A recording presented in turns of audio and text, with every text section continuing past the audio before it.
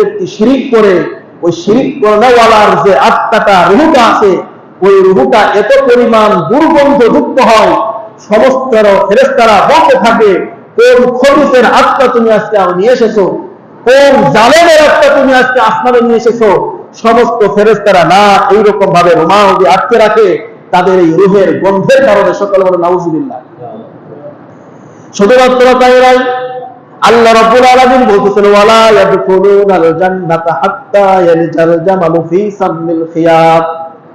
আল্লাহ রাব্বুল আলামিন বলতেছেন, যে ব্যক্তি শিরিক করবে, ওই শিরিক করাওয়ালার রূহটা যখন আসমানে নিয়ে যাওয়া হয়, আসমানের দরজা সমূহ তাদের জন্য সঙ্গে সঙ্গে বন্ধ করে দেওয়া হয়।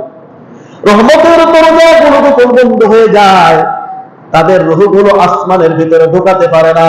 ওয়ালা ইয়াদখুলুনাল জান্নাতা, যখন আসমানে যখন ঢুকতে পারবে না, তার মানে ওই ব্যক্তি কখনোই জান্নাতে প্রবেশ করতে পারবে না।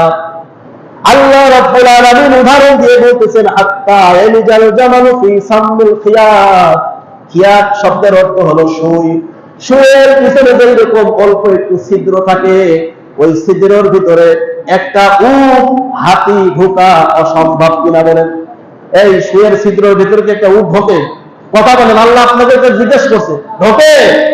আল্লাহ কিন্তু নিজে আপনাদের কাছে জিজ্ঞাসা করছে, তাই আপনারা নিজেরাই উত্তর দিচ্ছেন, সুয়ের ছিদ্রের ভিতরে একটা উট ঢোকা অসম্ভব, ঠিক কিনা বলেন? আল্লাহ বলছেন, যারা শিরক করবে ওই ব্যক্তির জান্নাতে যাওয়াও ওই রকম অসম্ভব হয়ে যাবে, যেই রকম একটা সুয়ের ছিদ্রের ভিতরে একটা উট যেই রকম ঢুকতে পারে না, ওই শিরক করাওয়ালা ব্যক্তি আল্লাহ রাব্বুল আলামিনের জান্নাতে কখনোই প্রবেশ করতে পারবে না। সকলে বলো নাউজুবিল্লাহ। এই জন্য ভাইরা আমার, বন্ধুগণ আমার, আমরা কখনোই শিরক